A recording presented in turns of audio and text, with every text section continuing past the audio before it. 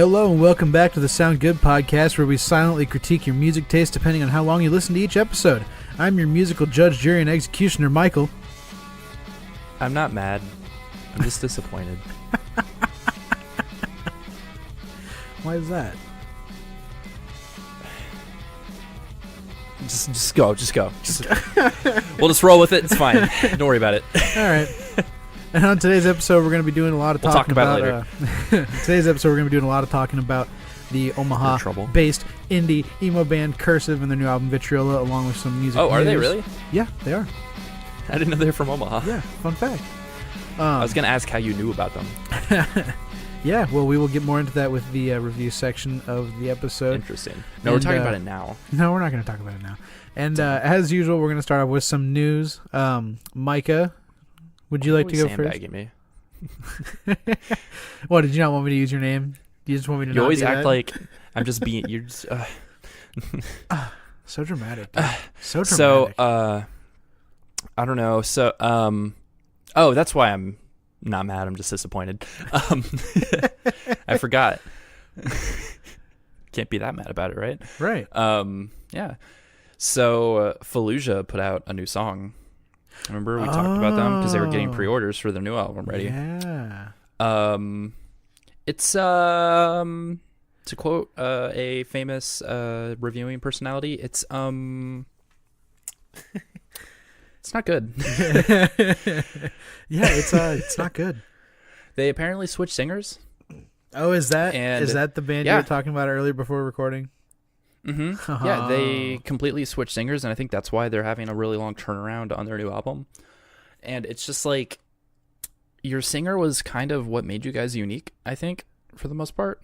Interesting. And so they used to be this really in-depth, atmospheric, technical death metal band, you know, where the death metal screams were really like sustained, and to make it like, you know, add to the atmosphere. Mm-hmm. And they switched to like a higher register. It's not growls anymore. It's more like just kind of more shrills, and they just kind of sound like a normal hard rock metal band now. Kind of. It's a totally different genre. Yeah, I've never really listened to Fallujah before, so I mean, what you're all kind of describing is kind of falling on unknowing ears, but yeah, no, The Flesh Prevails was a great album. I never listened to like The Harvest Womb, I think was their first album, maybe. Huh. I think that one was a lot heavier, but no, The Flesh Prevails, great. Dreamless, their most recent album, great. I don't have a lot of hopes for this new album, but I mean, I'll give it a shot when it comes out. Right. But the new single that they put out called Ultraviolet, not that great. Not good. All right. No. And then something that made me a little happier was no, I'm kidding. Oh, come on. Okay, now I have to do it. Now I have to say it right now. Well, yeah. So yeah, I guess it's my turn now. No. Sure. Kansas. I was gonna steal your news story. Yeah, you were. I'm the one in Kansas. Yeah, true. Fair enough. I should. Okay. Shut up. Keep stalling. No, Kansas City, Kansas based indie band Mess announced on the 24th of January that their debut record, Learning How to Talk, is going to be coming out this year on March 29th. Super exciting for them. If you've been listening to us for a while, since the beginning, which, let's be real, you'd remember that Mess is the first band we talked about on this show. Because we saw them live around the time that we were like, let's do a podcast, and we're like, perfect. Pretty much, right? Yeah. But yeah, so that's coming out March 29th this year, 2019. They're going to have a release show on the 30th, and the day after, I believe that's at the Rhino down in Kansas City. Yeah. Mm-hmm. Yeah, one cool. of the places we saw them. But yeah, that's cool for them. Really happy for them that they were able to put this album out. They've got a bunch of new merch and vinyl and CDs and stuff like that up for it. I think my memory was failing me. Are all the songs on it new? Or because I think Caves was an older song. Cave is just a song they released last year. Like, they released a single last year. Mm-hmm. So I think that's the only one that was like released prior to the album. Yeah. Yeah, It was so just a it's all new sleeper music. single. Right. It was a single before the album was a thing. Right. But yeah, new Mess album to be expected in 2019. Year of good music already. They're good people. It's a little old because it was on the 16th that it was all announced and it's already sold out. But I don't know. I felt like a dummy. I didn't know that Tiny Moving Parts like had a limited edition 2-song 7-inch vinyl. Oh yeah. They put out that new like, 7-inch.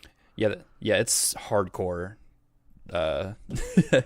Out of stock, and there was only 1,000 copies of it. I think they said something like they have them on tour too. I believe. Oh, maybe. Yeah, they for sure did that with the last 7-inch they did. Yeah, no, they're not coming anywhere near us though, right? I think Iowa on that City, tour with Iowa City was like the closest one, I think. Free Throw, yeah. Yeah. Bummer. So, yeah, no, it's cool. They completely remastered one of the songs from. Was it their first album or is it just I think it was really an EP. old album? I think it was like an EP from 2010. Mm-hmm. Yeah, from the album or EP Moving to Antarctica, they remastered like one of the tracks off of that called For the Sake of Brevity, and then they put out a video for it. Yeah. And then basically I'm pretty sure it's just a B-side from Swell, but there's another song called Fishbowl, and honestly, like it's literally just like everything about it sounds like a Swell song. Yeah. It sounds like a bonus track off of that. Sweet. Yep, and then fuck you. I guess Tool is putting out an album in April. I want to say February. I don't know why. Yeah, that's like 3 times now you started to say February. But some April. Yeah, in I don't know why April. Dana Carey. Yeah, Dana Carey's been like the spokesman on like release dates for everything. If like it just feels like he's the one that really wants to get the album out. He's probably the only one who cares at this point. Yeah. Yeah. But yeah, that's all my news really. I was kind of slow on news this week. Yeah, it did feel kind of slow. I have a couple more things I guess I can talk about real quick. Do it. Experimental indie band, and I'm only calling them that because they're so crazy with genres, it's hard to pin down what they are. American Pleasure Club, formerly known as Teen Suicide. That's a less good name. hence the name change. American Pleasure Club is going to be putting out a new album this year through Run for Covered Records, and it's going to be called Fucking Bliss. All right. They are really rebranding, it sounds like. Yeah. It was actually, well, their last album was called A Whole Fucking Lifetime of This. Yeah, they really kind of shifted. Yeah, and it was very...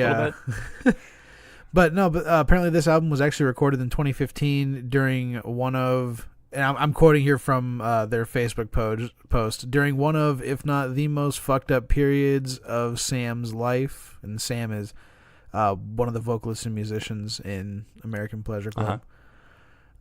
So yeah, it's supposedly an absolute and...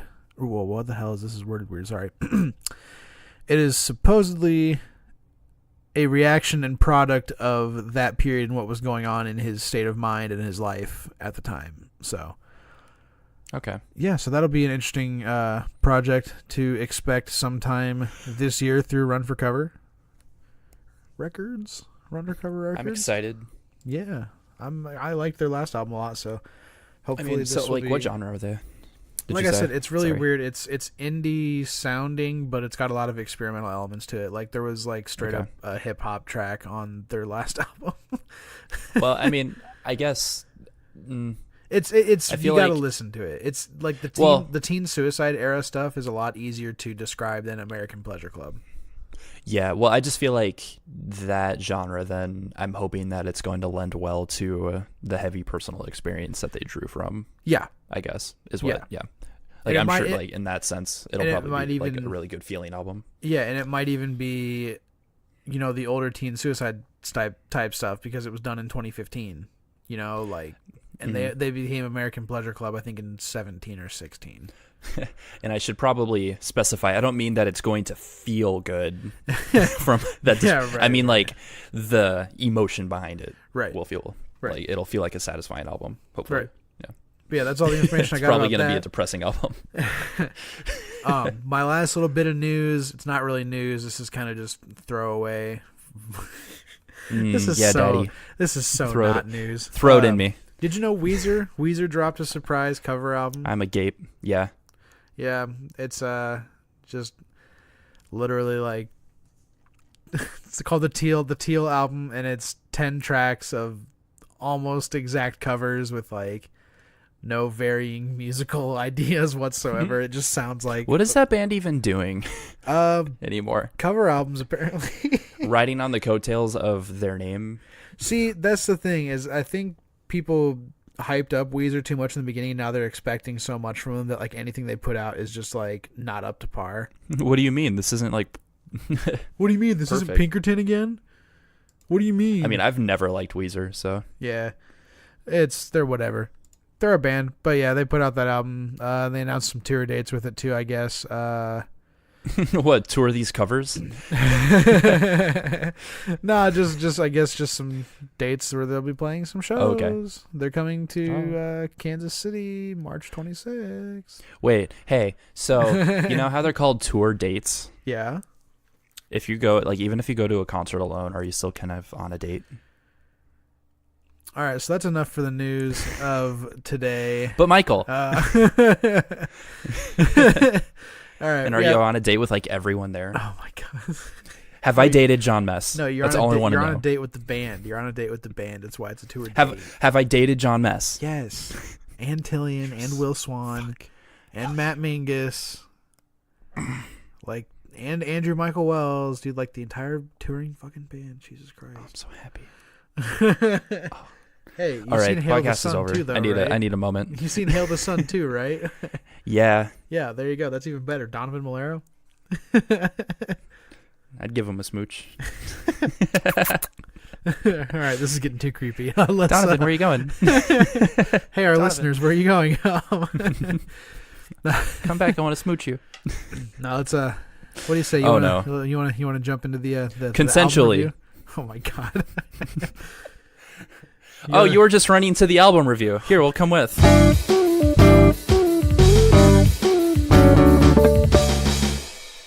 All right, like I said in the intro, the album we're going to be talking about today is Vitriola by Cursive. This album came out on October 5th of 2018 on Cursive's own label called 15 Passenger Records. It's about what is it? Like 10, 11 songs long, about 40 something minutes, 45ish minutes long. But no, it's it's a newest album from, like I said, Omaha, Nebraska native band Cursive, indie, emo, experimental, fun, goodness. Sounds like Omaha. Sure, we'll go with that. Wow, that was a really good intro, Michael. Yeah, Good job. thank you. First Wow. try. Yeah, first try. There surely wasn't almost a 3-minute cut of audio before this part. Anyway. So, do you like know these guys or No. This band has been around since like at least 1997.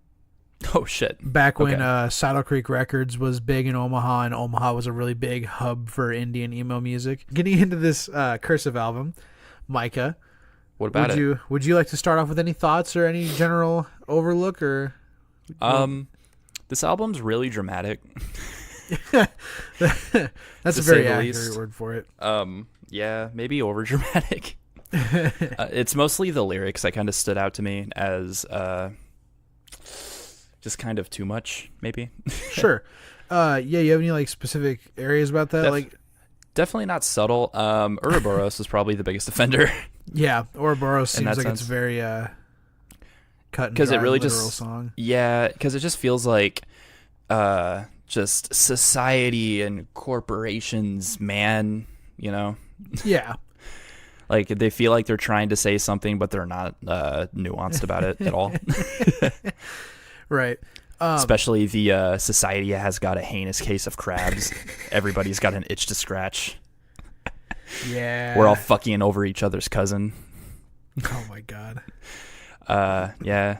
Yeah, I think that's probably the worst offender in the. You could be eating your own words or your own foot. the non-nuanced lyrics. But other than that, it's really interesting rhythmically because it's not really a mathy album, not really technically like deep, you know. Yeah.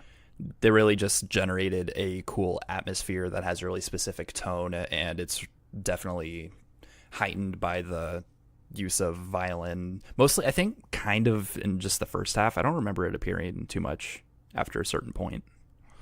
Like the first few tracks have a lot of violin. Yeah. I was actually going to mention that because I do. First of all, I want to say I think this album is pretty good.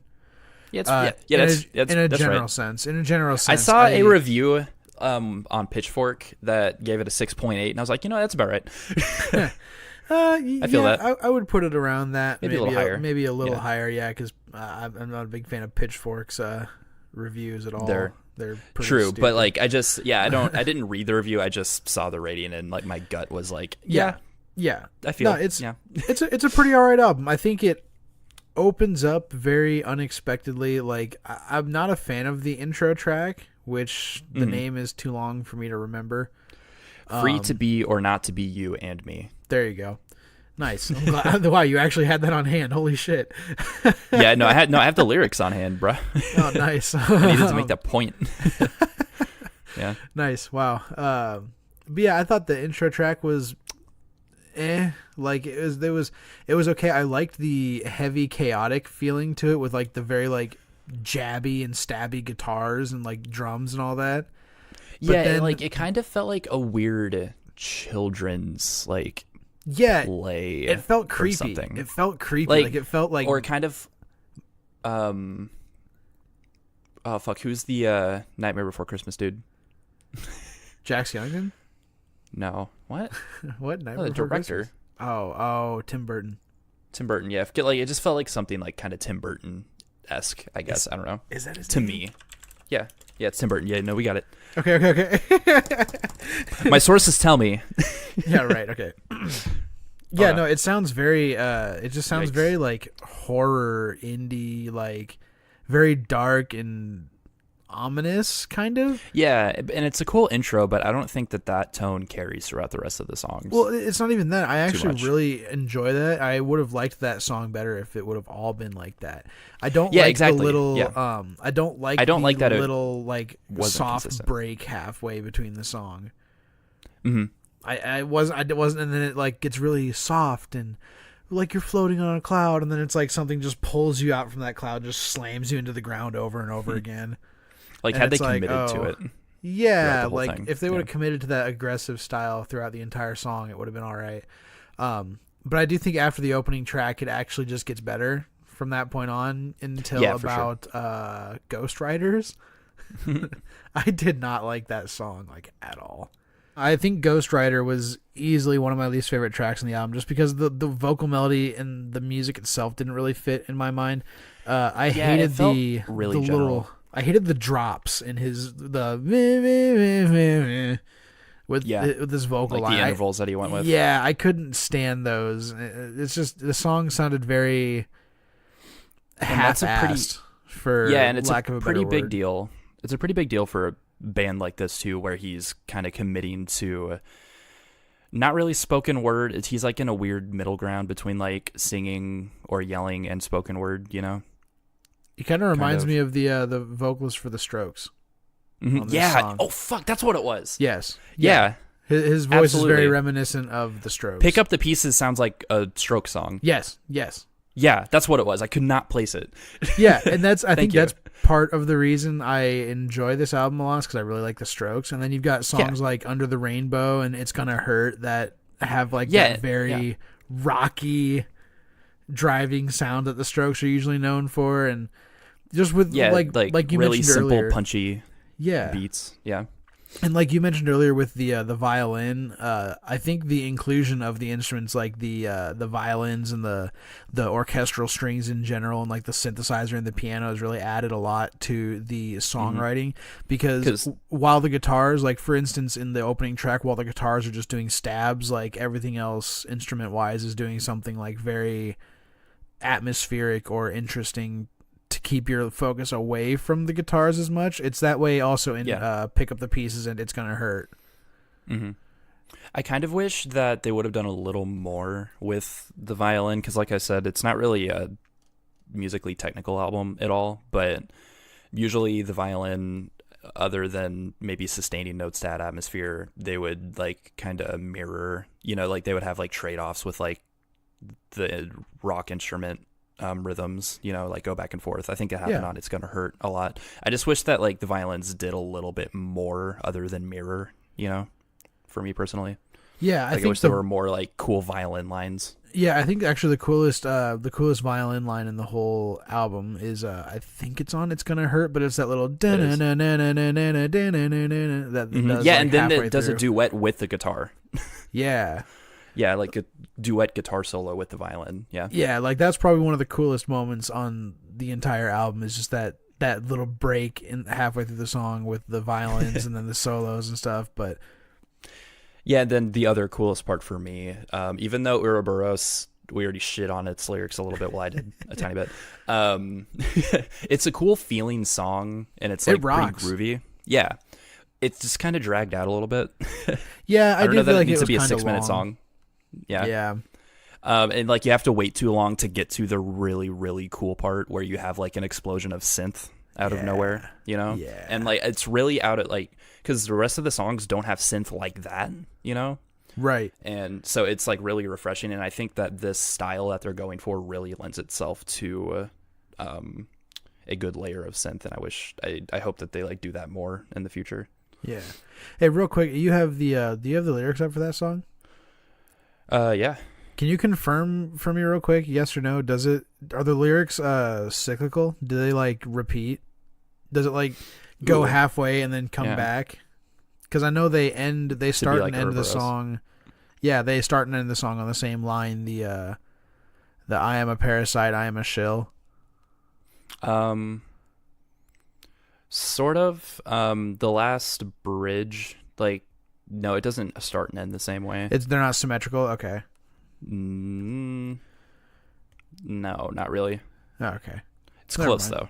Yeah, it's very like I know Missed idea opportunity. wise. Well, no, because like in the actual song, the first two lines are "I am a parasite, I am a shill," and then the last two lines are "I am a parasite, I am a shill."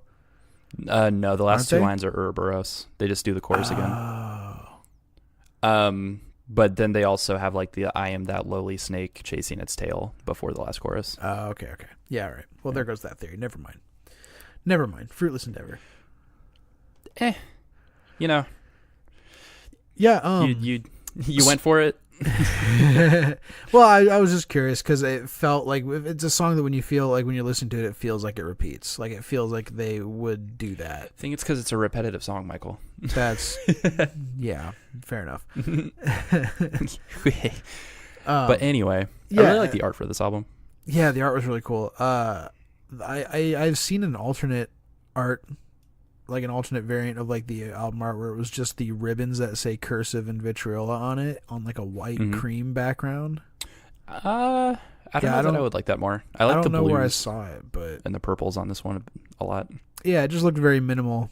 Oh, there's actually, I wonder why they're going for a lot of Viking mythology imagery here, because like between Ouroboros, that's more world snake, I guess. I don't know that. Wait, what is Ouroboros even from? Like what? Do you know? I believe Ouroboros is just like old Viking world snake mythology. I don't know. Okay, I didn't know if it originated in Egypt. Yeah, Ouroboros is just a general world snake name. I think it's general, yeah. I didn't know if that was like specific to something, but I just realized that the artwork is also like the wolf that catches the sun from Viking mythology also. Yeah. Yeah, nice. No, that is really weird that they have all that symbology and all that stuff. Symbology? Yeah, I wonder what they're going for there. Symbolism. I don't remember the last song at all. Just looking at the Really? track list, I just remember. You don't remember Noble the last Soldier, song? Dystopian Lament. I actually thought that was really good closing track because it feels like a double track because like with its name Noble Soldier and then what'd you say the second one, Dystopian Lament? Yeah. Yeah. The first because it's like a 7-minute long song, like 7 minutes and 12 seconds or something like that. 7.5. Yeah. 7.5 minute. Yeah, 7:30 or 7:32 or something. But like the first 3 minutes or so of it is like vocals and it's vocal heavy and it's like an actual like a song and all this stuff and it sounds like it has the feeling of a noble soldier kind of, and then the whole Yeah. like last half of the song is just ambient noise fade out, pretty much. So Yeah, it no, gives like, you I this remember- very, like it says, dystopian lament. Yeah, in the moment, I remembered like, it's cool. This feels like it's the closer. You know. Yeah, yeah, I feel like I reached the end of this experience, but I think I agree. Just like for some reason, I think mostly after Ouroboros, the songs kind of fell off, like kind of the memorable wagon for me a little bit. yeah. I mean, after Ouroboros, it's like what it goes Specifically Ghost Rider though. Yeah, Everending, Ghost Rider, Life Savings, and then the last track. Everending was really good. I liked Everending a lot. I liked the chorus for that. The "You and I are ever ending." That was yeah. Mm-hmm. That was a really good chorus. That was probably one of my more favorite choruses on the album. Life Savings, I wasn't a big fan of because they had that overarching money thing that was like, it kind of got Pink annoying. Floyd did that already. Stop it. Yeah, it's just the way they did it, like the way they had it in the song got kind of overbearing because it like wasn't in the song until they did it once and then it never went away.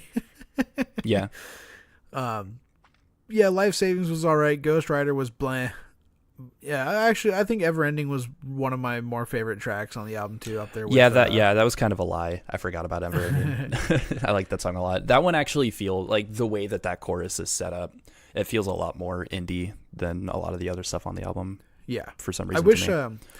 Speaking of Everending, it reminded me of another track we haven't mentioned yet. I think it comes before Ouroboros, called Remorse. I was about to bring that up. That's a perfect. It is the middle. Also, like it's a perfect middle track. Yeah, I was just gonna mention. I think Cursive should like really dive into the more post rock sound that they have going, because Remorse is a it's really good. very, very good like post rock, very quiet song. Like, I think Cursive needs to start doing more songs like that, because that was like, I remember getting to it and being like, oh wow, do they actually have a song like this on this album? This is great. I hope they have more. And then there wasn't any more like it, and I was like, oh shit.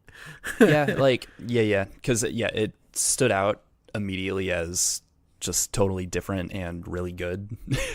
Not to say everything else wasn't really good, but like it's noticeably like fantastic, you know? Right. And like I just remember checking and just being like, oh yeah, it's the middle of the album. Like, this is perfect, like little break. And I think that's a good break before Ouroboros too, because if you went straight from Under the Rainbow into Ouroboros, that'd be just too much. Oh yeah, it would just be for too long. So much heaviness, dude. Because Under the Rainbow is a really heavy song too. Mm-hmm. Speaking of, God, we keep bringing up all these other songs, that keeps reminding me of their hooks and their choruses. But I think Cursive is a really good hook writing band too. A lot of their choruses throughout this album are very catchy. Mm-hmm. Yeah, I just wish they would flesh out some of the verses with a little more musical ideas. Yeah, maybe a little better lyricism, a little more musical ideas. Yeah, once those choruses always hit yours, you get back on board, basically. Yeah, pretty much. Yeah, it's like you're just kind of listening to the songs, waiting for the chorus. But not necessarily, not entirely. But yeah, not fully. There is a feeling. It is a feeling that's there. You're waiting for it for sure. Mm-hmm. But yeah, no, I mean, I don't know. I don't really have a lot more else to talk about. That didn't make any grammatical sense, but I can't fix that. So, yeah, I was surprised by it because I had no idea who they were, and I was just really pleasantly surprised by the tone. This is a pretty unique album tonally, I think. Yeah. I didn't expect violin at all. Yeah, right. Yeah, I had known about Cursive for a while, since at least like 2010 or 2009, but like I never listened to them really. I just always knew that, oh hey, they're a really famous indie band from Omaha. Wow, cool. Like I just always knew them as that, so I never really knew what to expect going into this album. But I had seen a bunch of people online talking about how, oh, it's so good. Oh wow, this is gonna be my album of the year for sure. And I'm just like, okay, I guess I should probably listen to it. Like, it must be pretty okay. Like, I trust a lot of these people's opinions, at least, maybe.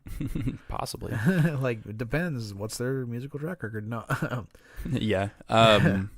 But yeah, no, very surprising album. A lot better than I was expecting to especially after the first track. Because I remember I tried to listen to it once before we decided we were going to use it for the podcast, and I stopped after like the first track because I was like, ugh, I did not like that at all. I do not want to keep Abort. listening. Never mind. Pretty much, yeah. It's pretty much what it was like. Because I got to the first track and ugh. But so, then track 2 literally picks up the pieces of the experience. This is all on purpose. They did this on purpose. No, yeah. There's a lot of really good Shining songs on this album that make it worth a listen as a whole. I don't know. I don't want to be a dick just because it's like they have violin, but the mixing on the violin immediately also made me want to go listen to Thank You Scientist a little bit more personally. Yeah, they actually just because it was there. The mixing on the record was actually really good too, considering they had the classical instruments like the violin and the pianos and stuff. Nothing like kind of fell by the wayside at all. Yeah, it all felt very well sat in the mix. I think a good summary of this album is it's a very interesting experimental indie album. It's definitely worth a listen, and it has some shining points in it, but it also has a couple downs. But I do think like the goods make up for the bads on this album a lot, in my opinion, because what they do right, they do very right, and what they don't do like well, it's not like album breaking. You know, it's not like you get to that and you're like, oh God, now I can't listen to anything else on this album. It's just kind of like, oh, well, at least it's just that music's song. Canceled. Yeah, music is canceled. I totally agree. I would go for a 7.5. Fuck you, Pitchfork. Yeah, fuck Pitchfork. It's like but a out of 7.5. 7.5 out of 8.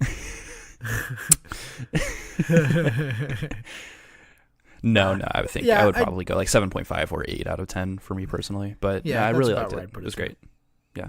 Yeah, cool. Well, do you got anything interesting going on music wise in your life?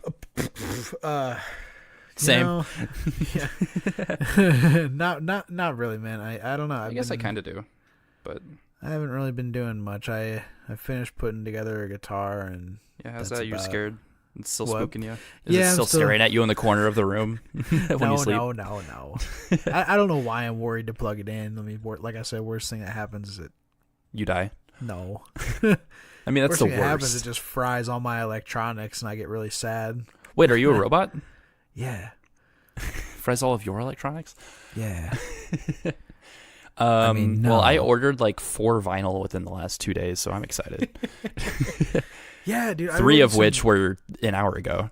Yeah, dude. I ordered some records too a few weeks ago, and I'm still waiting on them. I don't know where the hell they are. I got like no tracking info on them. Are they ones that we've mentioned before, or do you know? One of them was one we discussed before the show. The Underwater album by Elephant Jim. Spoilers. I ordered that too. Yeah. I don't know. I'll see what happens. Yeah. I just picked up Tillion's solo album on vinyl. Got the limited edition normal black. I think you mentioned that last week. Did I? Well, no. I think. Well, I don't. It didn't show up. I think I just said I ordered it. Oh, nah. Whatever. Then I randomly got Tiny Moving Parts Swell album on vinyl, and I'm happy. It's about time with that. That was the first time. Yeah, I got the transparent vinyl that just has like just some orange like blob thrown at it in the center. It's not even splattered. It's just like meh onto it. And that was like listening to that. I don't know if the mixing on that album like is a little like louder or not, but check like sampling that on my turntable was the first time my neighbors stomped at me to like turn it down. Jesus. Yeah, so I guess they don't like Dylan's luscious tones. Shitty neighbors. Yeah. And then I just picked up a little while ago today the Whoever Remembers, which is no one. I talked about the post-hardcore band Spurv, who are from Norway, and I picked up their album on vinyl because it looked like, I don't know if they had that available this whole time and I was just too stupid to notice, but they have like a smoky transparent vinyl of their album called Mira. Yeah.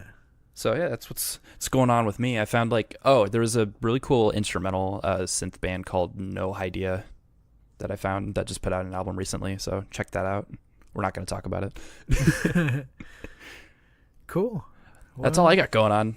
Yeah, sweet. I'm sounds boring. like that will be my computer falling asleep because this episode's been going on for too long. No, make it go on longer.